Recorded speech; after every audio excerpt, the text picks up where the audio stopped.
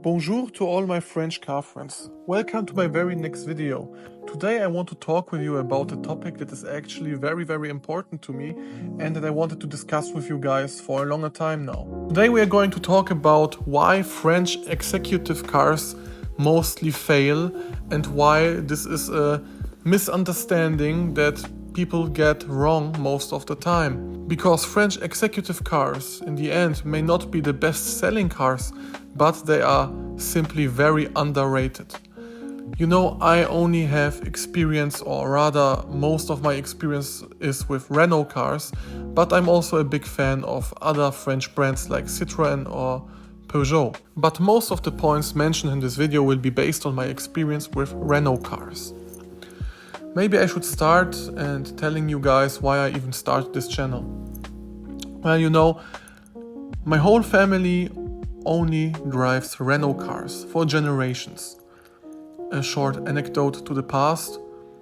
My grandfather, when he left Poland due to political circumstances in the 80s, moved to Germany, and the first Western car that he bought was a Renault 18 to be specific.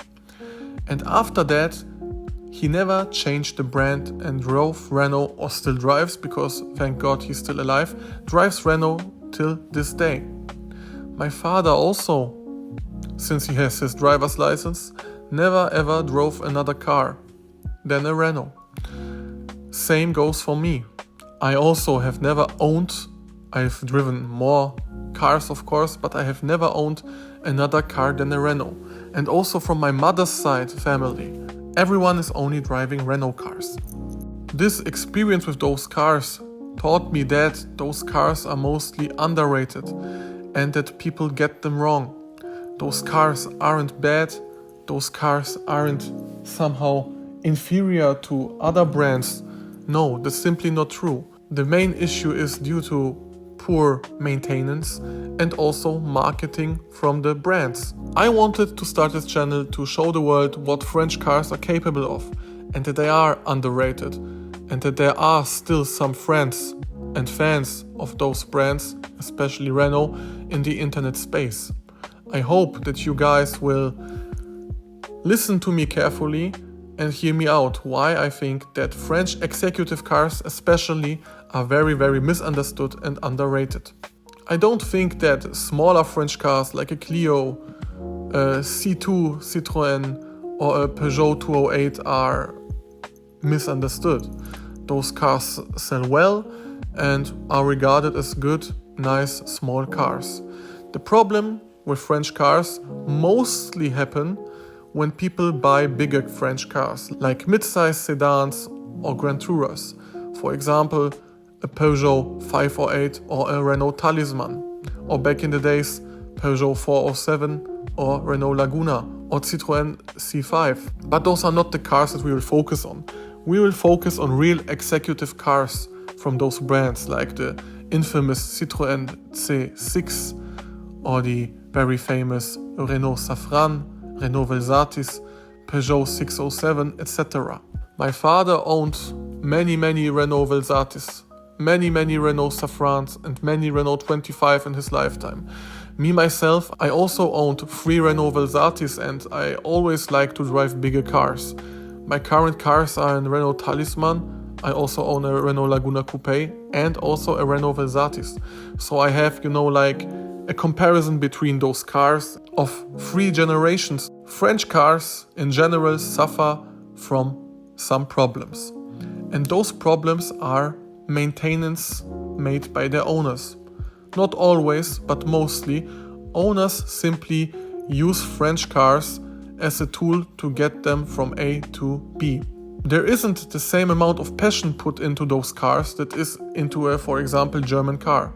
Maybe the problem is that French cars traditionally are way more affordable than German cars, and that's also the reason why that people don't look at them as such luxury products which they deserve to be. If people don't put love, effort and maintenance into those cars, of course they will fail. And I have to agree that French car manufacturers made some huge mistakes in the past. And even today they are making many mistakes.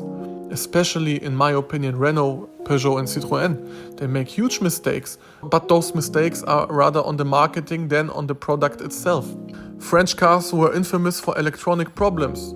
But in my opinion and my personal experience, and also the opinion of many car mechanics, French cars tend to use amazing engines.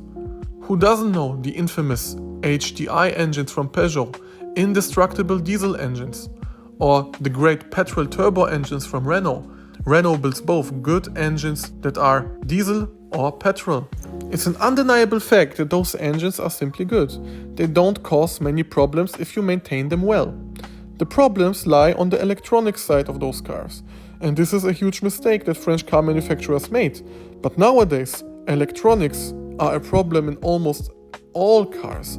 If it's a German car, an Asian car, an American car, a British car, every car brand has problems with electronics nowadays. The French aren't even the worst cars anymore. So I think this point is kinda true. French cars had their problems with electronics, but they are much better on the engine side than most people assume. This misconception and this image might scare off some potential buyers.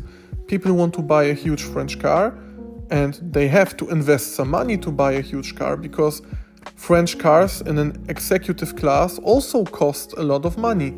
And people might get scared if they hear on the internet or from friends that French cars are bad and that they are unreliable, even though it is only true for some parts, not for the most important parts, the core, the engine and the gearbox. So this is the first misconception I want to talk to you about. And I hope you will do some research on the internet. You are a free person and you can look for yourself. You can look it up. French engines aren't bad. And the next point is a rather huge problem that won't change anytime soon. In my opinion, the problem is marketing and branding. Because French manufacturers mostly brand themselves as affordable cars for families. They don't give the buyer any sense of prestige. Like when you buy a Mercedes, you get a star. It is the best or nothing. That's the difference. How does Renault brand themselves? Passion for life? Créateur d'automobile? It's not the same. And branding plays a huge role in many people's minds. If you buy a Mercedes, everyone says, "Oh, that's a Mercedes. You must be rich. You must be successful. You've made it in life." If someone buys a Renault that also might cost 60k euro, no one will tell you, "Wow, you're a successful guy. What a great car. You've made it in life." Why? Because branding and marketing is bad. It's simply bad. Nowadays, French cars don't even focus anymore on building executive cars. Renault doesn't offer an executive car. Peugeot doesn't offer an executive car. The only brand that offers executive cars is the DS. And the DS9, which is an absolute fabulous and beautiful looking car, will be discontinued. So what are we left with as French car friends? There are no limousines. There are no executive cars anymore. The last limousine that is built by a French manufacturer is the Peugeot 508. But we don't know if there will be ever a successor. If French manufacturers brand themselves as affordable family cars for everyone, the prestige simply isn't there, and they will always fail in those areas against German competitors. Another problem with executive cars from the country with the best wine, in my opinion, is that if you buy a Renault Velsatis, for example, if you like this car in 2002 or a Citroen C6, there weren't enough engine options available. Of course, they offered a nice V6 engine. Even as a diesel, they offered a very nice V6 engine in the Citroen C6. The Velsatis came with a mighty 3.5 V6 engine made by Nissan. But there never have been any kind of sporty models of those executive cars. The last real executive sporty car from France was the Renault Safran Biturbo, but they only built approximately 861 pieces of those. Because of this point, there aren't any kids that dream about driving a sporty French executive big boss car. Kids dream of buying a nice BMW when they get their driver's license with a mighty V8 engine, or a Mercedes, or an Audi. They don't dream about French cars, mostly. And cars are passion. Cars are passion for man. For me, for example, cars are art. They are art, they are passion, they are freedom. And I think many men think the same way.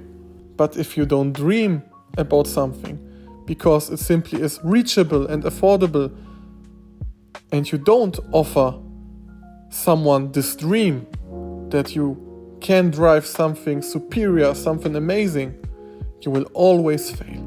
So is there any hope for French executive cars, you might ask? Well, in my opinion, at this time, no, there is no hope.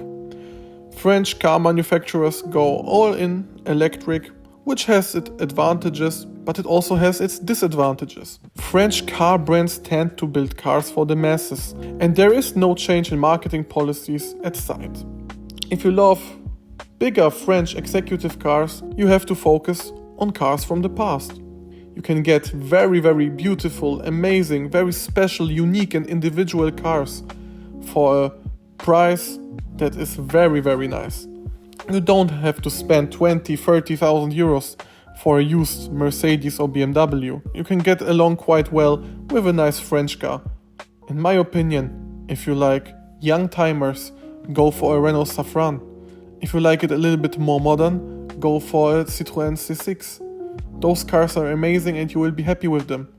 The only thing is, you have to put some love into it. And if you will maintain the car well, do all the stuff you know about. Changing the oil regularly, washing your car, don't let rust take over. You will be happy with those cars. So guys, thank you for listening. I hope you liked this video. Please don't forget to leave a like and subscribe for more from this channel, and if you appreciate my work that I do for French car fans, I would really be happy if we see us again. Let me know what you think about French cars in general in the comments, and if you have ever made any experiences with French cars from the executive niche. See you in the next one. Bye bye.